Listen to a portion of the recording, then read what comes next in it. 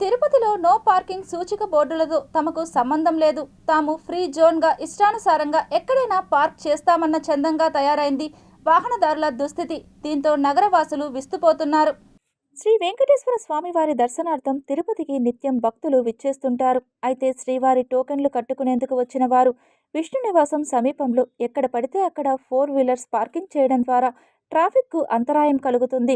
శ్రీ గోవిందరాజస్వామి కొలం నుండి భూమా సినీ కాంప్లెక్స్ వరకు రోడ్డుపై నో పార్కింగ్ ప్రదేశాలలో పార్కింగ్ చేస్తూ ట్రాఫిక్కి ఇబ్బంది కలిగిస్తున్నారు. అటుగా వెళ్తున్న ట్రాఫిక్ సిబ్బంది సైతం చలాన్ని విధించడంలో మిన్నకుండిపోతున్నారన్న మాటలు అధికంగా వినిపిస్తున్నాయి.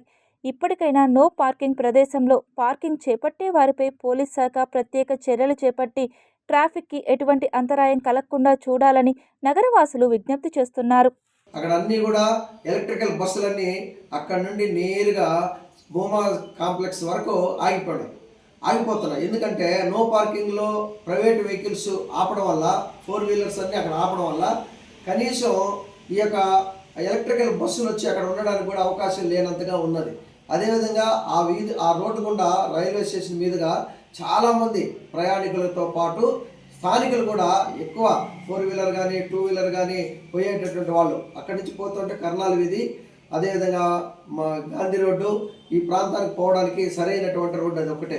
అందువల్ల వీళ్ళందరూ కూడా అసౌకర్యంగా ఉన్నటువంటి వాస్తవాన్ని ఇక్కడ పోలీసులు గుర్తించకుండా విచ్చలవిడిగా ఉండడం వల్ల, పోలీసుల వైఫల్యం పూర్తిగా ఉండడం వల్లే నో పార్కింగ్ ప్లేస్లో కూడా ఇవి పెడుతున్నారు.